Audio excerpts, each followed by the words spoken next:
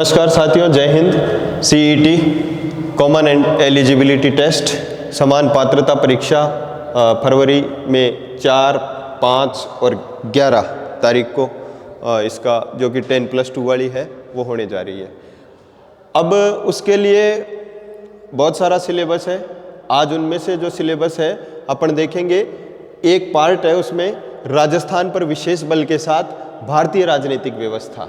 इसमें मतलब कि जो संविधान है, संविधान के बिना पॉलिटी क्या, तो संविधान की बात करेंगे ही करेंगे। सभी चीज़ें संवैधानिक है, कुछ चीज़ें हैं जो गैर संवैधानिक है, उनकी भी बात करेंगे। 16 टॉपिक है जो इसमें दिए गए हैं। 16 में से 5 टॉपिक हैं जो संविधान से डायरेक्ट एक तरीके से सेंटर से रिलेटेड है, या फिर यूँ कह दें सेंटर से रिलेटेड नहीं होके, ना तो उनका संबंध राज्य से है, और राज्य से संबंध है वो 11 चीज़ें हैं। 11 + 5 चीज़ें हैं, 16 चीज़ें हैं।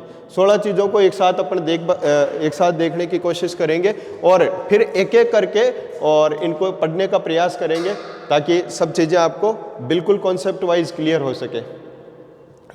अब बात करते हैं भारतीय संविधान की प्रकृति, जो कि पहला टॉपिक है। इसमें बात करी गई है कि संविधान का नेचर कैसा है, उससे संबंधित कुछ विशेषताएं हैं, उन विशेषताओं पे बात करेंगे। संविधान की कुछ आलोचनाएं भी हुई है, उनकी भी बात करेंगे। प्रकृति में ही ये बात कर लेंगे कि संविधान में कुल कितने भाग हैं, कितने अनुच्छेद हैं, और फिर बात करेंगे कितनी अनुसूचियाँ हैं, मूल संविधान कैसा था, उसमें संशोधन अभी तक कितनी बार हो चुके हैं, संशोधन कौन से भाग के तहत होते हैं, और किस प्रकार से संविधान संशोधन होता है। ये सब बातें करेंगे अपन। पहला जो टॉपिक पढ़ेंगे उसमें कुछ बातें इसकी आलोचनाओं की भी हैं, तो उस किस आधार पे इसकी आलोचनाएं की गई है जो भारतीय संविधान है उसकी, तो ये पहले टॉपिक में ही है। दूसरे टॉपिक में अपन पढ़ेंगे प्रस्तावना।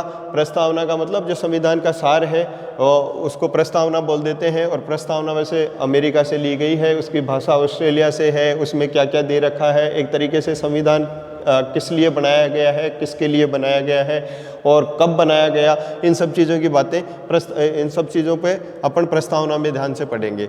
फिर बात करेंगे जो सबसे महत्वपूर्ण भाग आता है संविधान का, मौलिक अधिकार। ये नागरिकों को प्राप्त होते हैं।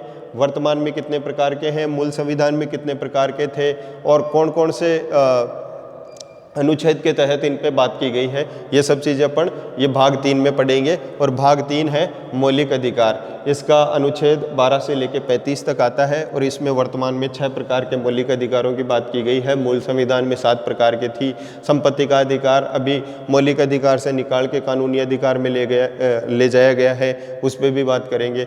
चौथा जो भाग है इसमें वो है नीति निर्देशक तत्वों का, और संविधान के भी भाग 4 में ही इसकी बात की गई है। जैसे ही मौलिक अधिकार 35 पे खत्म होते हैं, 36 से नीति निर्देशक तत्व शुरू हो जाते हैं, और 36 से लेके 51 तक बात किसकी करी गई है, नीति निर्देशक तत्वों की। इसको भी अलग टॉपिक में पढ़ेंगे अपन, टॉपिक वाइज टॉपिक पढ़ेंगे, और ये 16 के 16 टॉपिक हैं, इन पे डिटेल से बात करेंगे ताकि लगभग 8, 10, 15 जितने भी क्वेश्चन पॉलिटिकल साइंस से बने, हर एक क्वेश्चन आपका सही हो। सीईटी में अपना ये लक्ष्य रहेगा, यानी कि पॉलिटिकल साइंस में कोई भी सवाल आपका गलत नहीं हो।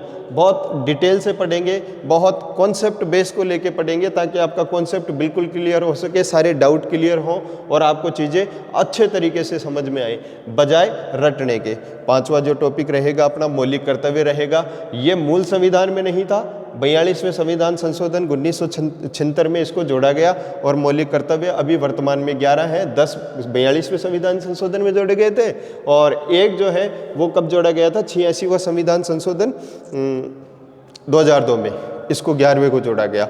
ये 5 टॉपिक इनको पहले पढ़ लेंगे अपन। भारतीय संविधान की प्रकृति, प्रस्तावना, मौलिक अधिकार, नीति निर्देशक तत्व और मौलिक कर्तव्य। हर एक चीज जो परीक्षा में पूछी जाती है बिल्कुल अच्छे तरीके से सारे डाउट्स को क्लियर करते हुए अपन पढ़ने का प्रयास करेंगे।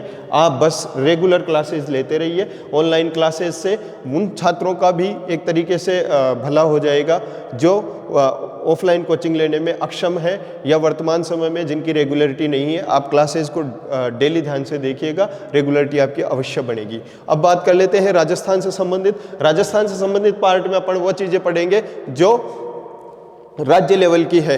वो 11 चीज़ें हैं और उन सब पे अपन बात करेंगे। सबसे पहले बात करेंगे राज्यपाल पे, कि राज्यपाल का संबंध कौन से भाग से है, और फिर राज्यपाल का संबंध कौन से अनुच्छेद से है, राजस्थान में राज्यपाल अभी तक कितने हुए हैं, कितने कार्यवाहक राज्यपाल हुए हैं, कौन से वैसे ऐसे राज्यपाल हैं जिनके कार्यकाल के दौरान मृत्यु हो गई, जो भी महत्वपूर्ण चीज़ें हैं राज्यपाल को लेके, उन सब चीज़ों पे अपन एक अलग से टॉपिक में बात करेंगे और पूरी डिटेल से उन सब चीज़ों को शामिल करते हुए बात करेंगे जो एग्जाम में पूछे जाने के लिए बहुत महत्वपूर्ण है। फिर दूसरी बात करेंगे मुख्यमंत्री की, और मुख्यमंत्री से रिलेटेड ये बातें करेंगे कि कौन से भाग में आता है, कौन से महत्वपूर्ण अनुच्छेद हैं जो मुख्यमंत्री से संबंधित हैं। फिर ये राजस्थान में अभी तक कितने मुख्यमंत्री हो चुके हैं, कौन कौन से मुख्यमंत्री बहुत महत्वपूर्ण हैं, इन सब चीज़ों के बारे में भी एक अलग से टॉपिक में अपन डिटेल से बात करेंगे। फिर बात कर लेंगे राज्य विधानसभा की, और राज्य विधानसभा की बात करेंगे तो ये बात, इसमें भी वही बात कि कौन से भाग में है, कौन से महत्वपूर्ण अनुच्छेद हैं,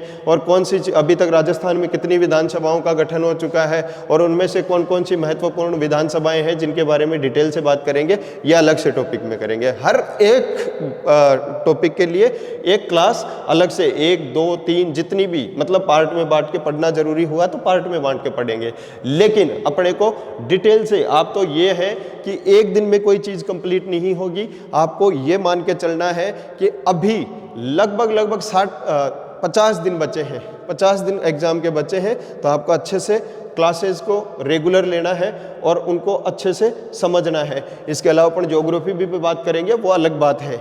ये आपको रेगुलर क्लासेस होंगी, ये 20 दिन में हो, 25 दिन में हो, जितने भी दिन में होगी, कॉन्सेप्ट वाइज अपन इसको क्लियर करेंगे, बिल्कुल कॉन्सेप्चुअली। अब यहाँ बात करते हैं किसकी, उच्च न्यायालय की। तो हाई कोर्ट से संबंधित जो भी भाग हैं, अनुच्छेद हैं, उन सब पे चर्चा एक अलग टॉपिक में कर लेंगे। राजस्थान लोक सेवा, जिसको अपन RPSC भी बोल देते हैं, ये राजस्थान लोक सेवा आयोग का गठन कब हुआ था, बाद में इसको अजमेर कब ले जाया गया, कौन सी कमेटी की उस पर ले जाया गया, उस पर अनुशंसा पे, इन सब के बारे में अलग से बात करेंगे। अब बात करते हैं अपन राज्य निर्वाचन आयोग की। बंधुओं, आपको ये ध्यान होना चाहिए कि RPSC का काम है अधिकारियों का चयन करना और उनको नियुक्ति दिलवाना। राज्य निर्वाचन आयोग का काम है कि शासन से संबंधित जो भी लोग हैं, तो राज्य निर्वाचन आयोग का काम ये पंचायती राज संस्थाओं का और नगर निकायों का, इन सब के जो चुनाव होते हैं, उनका चुनाव राज्य निर्वाचन आयोग के द्वारा करवाया जाता है। तो इसके बारे में भी पढ़ेंगे कि कौन से अनुच्छेद में है और कब इसका गठन किया गया, और राजस्थान में इसमें कितने सदस्य होते हैं, जो महत्वपूर्ण बातें इससे संबंधित है वो अलग टॉपिक में करेंगे। राज्य सूचना आयोग गैर संवैधानिक आयोग है, राज्य मानवाधिकार आयोग गैर संवैधानिक है, ये दोनों आयोग को अलग अलग टॉपिक्स में पढ़ लेंगे। फिर मुख्य सचिव, जो कि प्रशासन व्यवस्था की रीढ़ की हड्डी होता है और प्रशासन में सबसे ऊपर का व्यक्ति होता है, वो राज्य का मुख्य सचिव होता है और एक तरीके से कार्यपालिका के लिए जिम्मेदार व्यक्ति होता है, ये होता है मुख्य सचिव। इसको अच्छे से पढ़ेंगे। जिला प्रशासन में बांट के, और सुविधाएं जितनी भी गवर्नमेंट की तरफ से दी जाती हैं, और फिर जिला प्रशासन के क्या क्या काम होते हैं, वो सारे काम कैसे जिला प्रशासन द्वारा किए जाते हैं, ये अलग टॉपिक में पढ़ेंगे। और एक बहुत महत्वपूर्ण चीज़, जो स्थानीय स्वशासन, जिसकी बात शुरुआत से की जा रही है, और अनुच्छेद 40 में भी महात्मा गांधी, यानी कि एक तरीके से ये कहते हैं कि गांधीवादी विचारों में ये भी बहुत शामिल था। इसको कब संवैधानिक दर्जा मिला, ये स्थानीय स्वशासन एवं पंचायती राज के बारे में भी एक अलग से टॉपिक में पढ़ेंगे। तो आज से ही आप एक एक क्लास को बिल्कुल तरीके से पढ़ते हुए चलेंगे। थैंक यू, बहुत बहुत धन्यवाद।